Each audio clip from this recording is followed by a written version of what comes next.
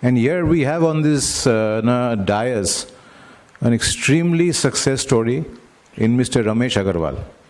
You must have heard of Agarwal Packers Movers and Limited. How many of you have heard of Agarwal Packers and Movers Limited?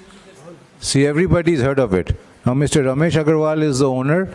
Now, Agarwal Packers was also a startup. Now, let's hear from Mr. Ramesh Agarwal the startup journey of Agarwal Packers and Movers. Ramesh ji. Thank you Anil ji. मैं भी आपकी तरह बड़ी इच्छाएं लेकर पढ़ता था, पर दुर्भाग्य से हमारे पास गवर्नमेंट स्कूल में कोई साधन नहीं थे। गांव में पढ़ते थे, पेड़ के नीचे पढ़ते थे। रूम जब मैं छोड़ रहा था स्कूल तब रूम बने थे। बट एनी हाउ मैं किसी तरह भी भारतीय वायुसेना में भर्ती हो पाया 79 में, और 84 में मेरे मन में आई कि भैया यार कुछ बड़ा काम करो। इसमें तो सेना में तो ये अपना वैसा ही दिन, कोई वार नहीं, कोई कुछ नहीं, और दिन निकल गया, रात को खा लिया, सो गए। एजुकेशन जरूर कर रहा था मैं वहाँ पढ़ते पढ़ते। तो फिर मेरा एक मेंटर था, मैं उसके बाद पूछा कि भाई मैं कुछ ऐसा काम करना चाहता हूँ जो बिल्कुल नया हो और कुछ आगे बढ़ने लायक हो। तो मेंटर ने पूछा तुम्हारे पास कितने पैसे हैं? मैंने कहा भाई 3 लाख रुपए है मेरे पास। अच्छा, तो उसने कहा कि आप एक काम करो, कुछ चीज़ें बताई और अपने दिल दिमाग से पूछो कि आप जो भी काम करना चाह रहे हो उस पर सक्सेस होंगे नहीं होंगे। तो मैं बोला ये कैसे बताएगा? बोला जी कोशिश करो।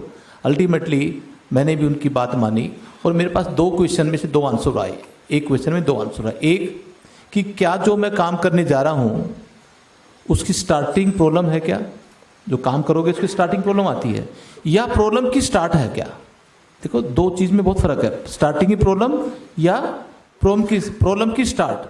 मेरे पास आंसर आया कि whatever I am going to do it the problem की स्टार्ट है। तो मैंने बोला कि अब आँख बंद करके इसको एग्जिट कर जाओ कि जब प्रॉब्लम की स्टार्ट हो रही है तो why should I do it.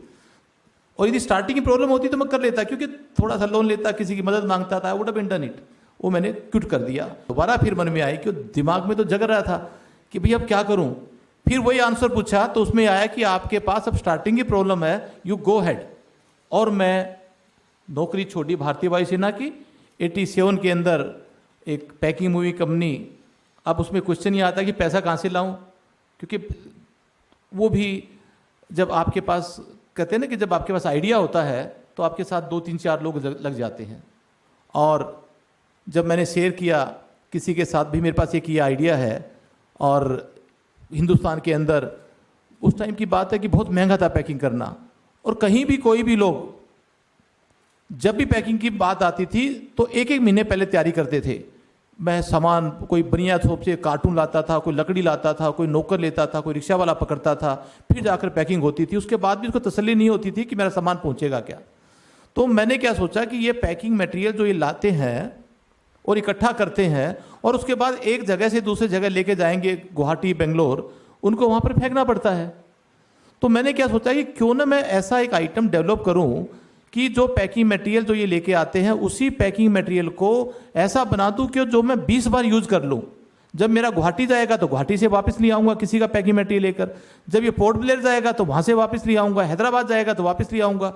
जो पैकिंग मटेरियल जो लोग यूज करते थे, लाइक मान लो कि 100 रुपये की कॉस्ट आती थी और मैंने जो पैकिंग मटेरियल बनाया वो 500 रुपये की कॉस्ट आई, बट मैं उसको 10 बार यूज करता था, 20 बार यूज करता था, मेरे वो 20 रुपये 25 रुपये की कॉस्ट आ गई। जो 100 की आकी थी वो मेरी 20 रुपये की कॉस्ट आई। और उसके बाद मैंने कहा कि अब जब मैं उतरा, जो उस टाइम के ज़माने के रेट थे, सपोज करो किसी ने 10,000 पैकिंग करता था, मैंने जब रेट दिया 3,000 रुपये, और एक एयरफोर्स का ऑफिसर बोला कि आप मेरा माल बेच तो नहीं दोगे? तो मैं बोला कि जी क्यों? बोला मेरे पास सबके कोटेशन कोई 6,000, 8,000, 12,000 आ रहे हैं, आप 3,000 रुपये दे रहे हो, तो मेरे को डाउट लगता है। तो उसने मेरा ऑर्डर रिजेक्ट कर दिया। मैं बहुत उदास हुआ, रोया घर में कि मेरी कॉस्ट ही इतनी आ रही है।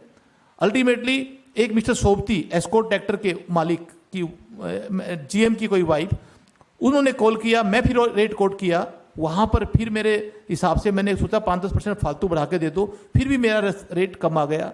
उसने कहा कि आप सेम क्वेश्चन, तो मैंने कहा कि मैडम मेरा रिजेक्ट कर दो कि मैं काम बढ़ाना चाहता हूं, मैं काम करना चाहता हूं। कोई भी आदमी जब काम करता है वो जब बढ़ता है तो 0 से 1 पे 1 से 2 से बढ़ता होगा ना। बोला हाँ, तो मेरा 1 है, आप यदि मेरे रिजेक्ट कर दोगी तो मेरा हौसला टूट जाएगा, मैं वापस कहीं ना दूसरे चला जाऊंगा। उसने कहा कि ऐसी बात है क्या। उसने मेरा पहला ऑर्डर दिया हैदराबाद से, फिर मैं फरीदाबाद आया और वो दिन है आज दिन है दोस्तों। 110 ब्रांच हिंदुस्तान में मेरी अपनी ओन ब्रांच है। 6740 लोग पेरोल पे काम करते हैं। 1200 ट्रक मेरे ओन है। 23 lakh square feet covered warehouse company के ओन नाम है। और अब सिंगापुर में हमारा एक और ऑफिस खुला है। केवल इसमें एक चीज मैं कहूंगा कि जो ये सब चीज जो बनाई वो केवल जिसके लिए आप काम करते हो, यानी कि जिस सर्विस को आप कहते हैं ये करना चाहते हो, एवरी डे मैंने कभी नहीं सोचा कि मेरी बैलेंस शीट बढ़िया हो। मैंने ये सोचा कि मेरे क्लाइंटों के दुख कैसे दूर हो, कैसे उनकी प्रॉब्लम दूर हो, केवल ये सोचता रहा। और वो जो क्लाइंट है आपका, जिसको आप भगवान की पूजा करते हैं, मैंने कभी भी भगवान की पूजा नहीं करी। अगरबत्ती की तो किसकी की? क्लाइंट की कि मेरा भगवान, आप पता नहीं अपने भगवान को देखते ना देखते हो, तो मैं तो एवरीडे मेरे भगवान को देखता हूं। एवरीडे 10 बार भगवान को देखता हूं और उनसे मिलता हूं, बात करता हूं। कौन? मेरा क्लाइंट। मैं उसको ही भगवान मानता हूं, उसकी ही इच्छा से काम करता हूं, उसकी ही पूजा करता हूं और उसी ने मेरे को यहां पर खड़ा कर दिया। जय हिंद।